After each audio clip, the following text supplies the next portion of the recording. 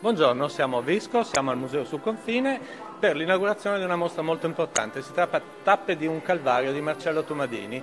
Chiediamo al sindaco Elena Cecotti, all'assessore Mauro Ongaro e al nostro ospite che è un deportato, si tratta di Bruno Favretti, che ha scritto un libro di cui si parlerà anche nel corso di questa presentazione, per non dimenticare. Chiediamo allora appunto di cosa si tratta, perché è una mostra molto particolare e molto singolare. Sindaco. Abbiamo voluto cogliere questa occasione che ci è sembrata anche forse un po' grande per le nostre dimensioni, perché Visco è un piccolo comune e questa mostra è stata presentata addirittura a Roma, però abbiamo appunto colto questa occasione di riuscire a portare anche in un comune piccolo come Visco tanta storia, e Visco poi ha un legame particolare con questo dramma che appunto riguarda i campi di concentramento, perché come è noto a Visco, qui a fianco al Museo sul Confine, c'è il monumento presente nell'ex caserma Sbaitz, che è stata appunto teatro di tragici eventi. Quindi un collegamento che però non vuole fermarsi solo al passato, però ogni persona deve guardare dietro per poter guardare avanti, e quindi noi, per poter continuare in modo positivo il nostro percorso verso il futuro, abbiamo voluto fermarci un attimo e guardare indietro, perché non ci sia il rischio di cancellare o sottovalutare un percorso che è stato fondamentale. E anche per questo appunto la presenza del signor Fabretti è fondamentale, perché sentirlo raccontare da chi lo ha vissuto può darci un peso diverso, può darci un coinvolgimento diverso. È stato un lavoro molto difficile organizzare questa mostra, e non c'è soltanto una mostra poi. Sì, direi che forse questo giro abbiamo alzato un po' troppo l'asta, ma il risultato è stato positivo. Siamo partiti da Roma, sembrava un'impresa incredibile, abbiamo piano piano creato, oltre alla mostra, un progetto, perché un passaggio fondamentale è che questa mostra diventerà una fiaccola della memoria, quindi sarà esposta in diverse sedi, al tempo un campo di concentramento, Centro Culturale Kulturni-Dom di Gorizia e all'Accademia delle Belle Arti di Tiepolo.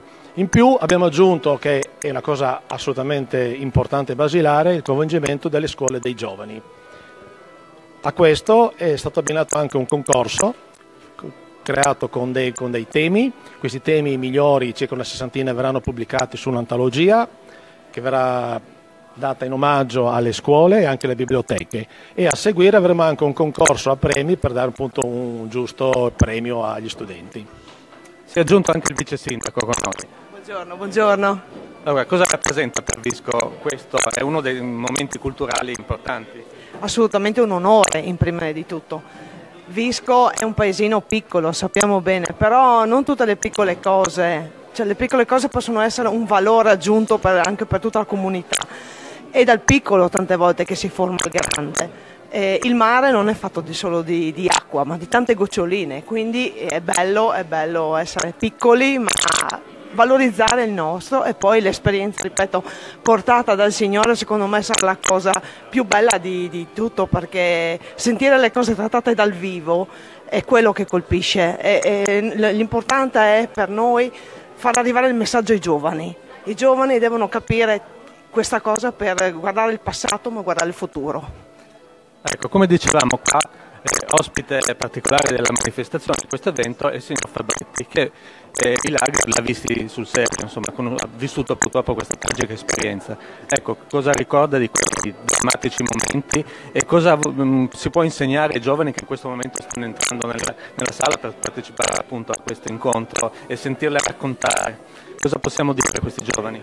Io dal 1994 in poi ho frequentato tutte le scuole.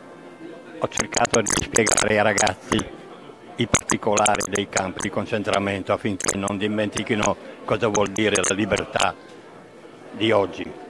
Sono adesso arrivato all'apice perché ho una certa età e quindi penso che la memoria non venga dimenticata mai, perché noi quello che abbiamo vissuto in questi campi, dove sono morti oltre 11 milioni di esseri umani, è una tappa che non può essere dimenticata, perché è stato grande quel dolore che abbiamo patito e che insieme abbiamo avuto la fortuna di poter tornare a raccontarla a casa, perché io del mio paese ho perso 47 giovani, che mi sono morti alcuni sulle ginocchia, e io non potrò mai dimenticare.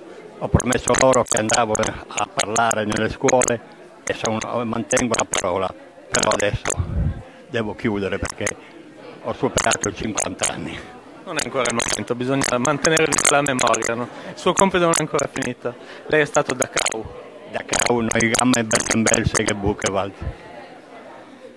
Cosa risponde? Cosa vuole dire a tutti quelli che ce ne sono purtroppo parecchi negazionisti che dicono che i lager non erano quello che è stato raccontato, che non sono morte tutte quelle persone? Purtroppo la libertà di idee non la si può fermare.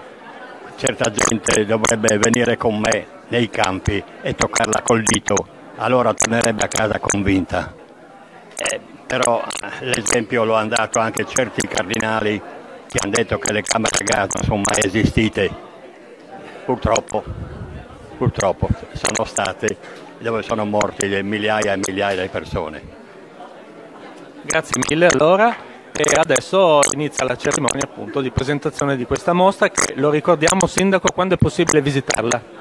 A partire da domani, ogni sabato e domenica, quindi dalla mattina dalle 10 alle 13 e il pomeriggio dalle 15 alle 18 fino al 13 maggio. E ci sono anche altre mostre qui al Museo sul Confine che si possono visitare contemporaneamente.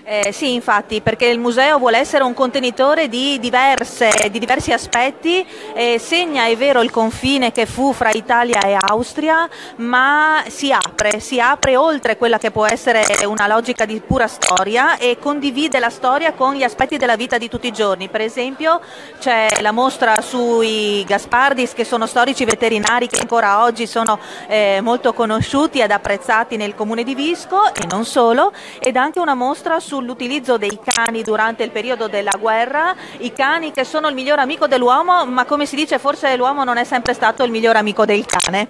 Benissimo, allora grazie a tutti e vi consigliamo di venire a Visco a vedere questa interessantissima mostra.